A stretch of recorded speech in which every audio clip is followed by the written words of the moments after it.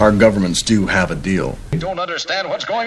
Voilà, donc Fillon joue aujourd'hui son va-tout, l'appel direct au peuple. Implicitement, c'est un peu contre la justice et les médias. Alors, Alain Finkielkraut, est-ce que vous entendez cet appel ?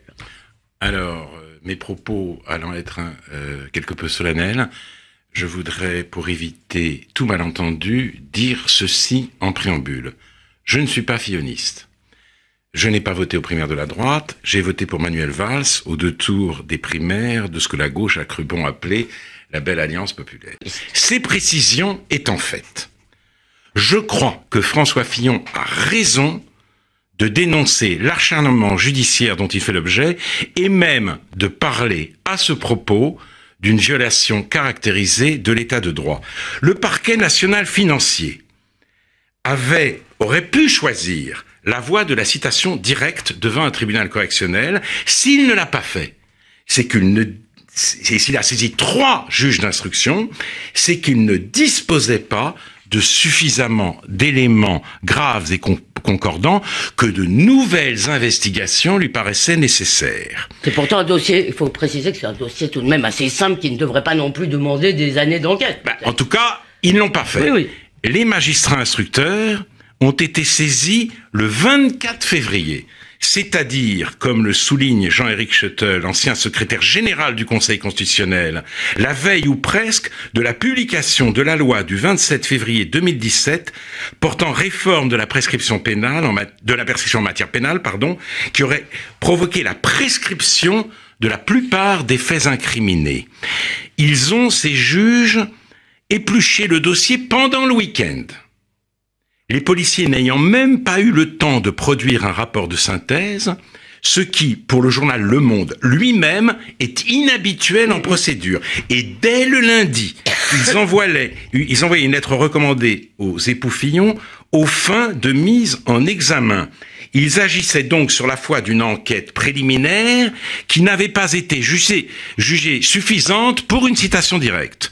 Et François Fillon est convoqué le 15 mars, soit 2 jours avant la clôture officielle des parrainages. Je veux dire que tous les arguments que vous venez d'apporter, dont certains je ne les connaissais pas, me paraissent en plus assez terrifiants. Parce que ça fait 3 points, ça finit par faire une ligne, et là on en a quand même une bonne dizaine. Hein. Absolument. Et ce calendrier et cette précipitation confirment le soupçon né du communiqué publié par le parquet financier il y a quelques semaines, alors que François Fillon venait de recommencer à parler politique, un communiqué qui annonçait simplement que l'enquête continuait, que les soupçons pesaient sur lui. La justice, ou en tout cas les magistrats en charge de l'affaire, ont décidé de saboter la campagne du candidat de la droite et du centre. Ils ont décidé de le punir avant de le juger. Ce n'est plus une justice sereine, c'est une justice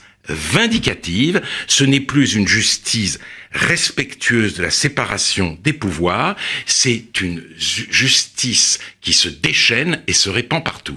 Peut-être pouvez-vous ajouter un mot tout de même sur le choix du magistrat, du juge Tourner, et sur les fuites dans les médias. Les fuites, évidemment, savamment orchestrées pour composer un dossier à charge. Oui, d'abord, le parquet national financier, à la différence des juges d'instruction, n'instruit qu'à charge, premièrement.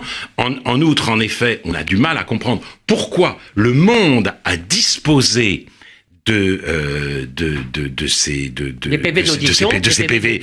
PV d'audition. Et choisit les extraits qu'il divulgue. Voilà. C'est très important. Le seul secret qui soit respecté aujourd'hui, c'est le secret des sources. Voilà pourquoi même personne ne s'inquiète de savoir qui a donné ces informations au Canard enchaîné. J'ai lu un article très intéressant au demeurant de Michel Vinocq disant, mais ma foi, du côté de chez Fillon, on va jusqu'à parler d'une machination ourdie par l'Élysée, tout ça c'est du complotisme. Mais je me demande pourquoi Michel Vinocq et d'autres ne s'interrogent pas sur l'origine des fuites. Parce qu'évidemment, ça nous en dirait plus long, ça nous permettrait de comprendre totalement cette affaire. Permettez-moi juste une question, mais tout de même cette accusation de complotisme, est-ce que d'après vous, il y a un risque qu'effectivement on invente en quelque sorte, pour noyer le poisson, une espèce de machination, d'après vous, ou parce qu'il me semble qu'on dit complotiste pour faire taire en quelque sorte toute question. Non, le mot de complotisme est absurde. On dit complotiste pour même, si vous voulez, interdire la curiosité. Oui, c'est ça. Puisqu'on veut savoir, eh bien, que tout soit sur la table, que l'on sache si oui ou non Jean-Pierre Jouyet, par exemple, a livré ces informations. On sait que Jean-Pierre Jouyet a été mis en cause par François Fillon, qui a même intenté une action contre lui quand Jean-Pierre Jouyet a dit que François Fillon, comme d'ailleurs c'est vraisemblable, a demandé au pouvoir d'activer les affaires, la justice contre Nicolas Sarkozy, dont il voulait se débarrasser à tout prix. Donc tout cela, nous ne le savons pas et nous n'avons pas même le droit de demander à le savoir. Mais je vais plus loin. Accuser de populisme ceux qui s'inquiètent de l'attitude actuelle des juges, quelle que soit leur motivation, c'est vouloir placer la justice hors de tout contrôle. Nulle corporation ne soit soustraite à l'obligation de rendre des comptes. Elle suppose que les juges eux-mêmes répondent de ce qu'ils font dans l'exercice de leurs fonctions. Ce n'est pas le cas. On n'a pas le droit de la critiquer.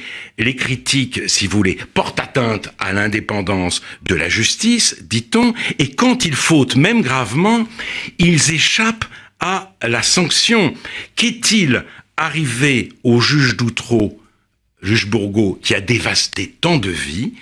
Il occupe un poste au ministère de la Justice. Et le syndicat du mur des cons a-t-il été inquiété? Pas le moins du monde. Et si, au bout du bout de cette affaire, François Fillon finit par être mis hors de cause, le juge Tournaire et Éliane Houlette, qui dirige le parquet national financier, en subiront-ils les conséquences? Absolument pas. Ils ont ravagé une élection présidentielle, ils ont faussé l'exercice de la démocratie, mais leur carrière continuera comme si de rien n'était.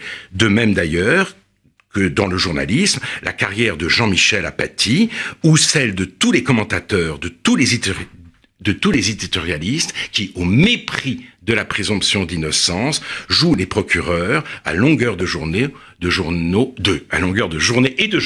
et sur tous les plateaux de télévision. Bon, vous n'appelez pas à une chasse aux sorcières en cas de victoire de François Fillon, cher Alain Finkielkraut? Absolument pas. Ce que je sais aussi, c'est que ceux qui le poussent à renoncer, à jeter l'éponge, parmi même les députés des Républicains, disent il doit le faire pour notre famille politique et parce que nous vivons sous la menace de Marine Le Pen. Mais précisément, alors, si François Fillon abandonne, nombre de ses électeurs, bien sûr, se tourneront vers Marine Le Pen et le risque de voir Marine Le Pen arriver très haut, sinon être élue, va s'aggraver encore. I don't understand what's going on.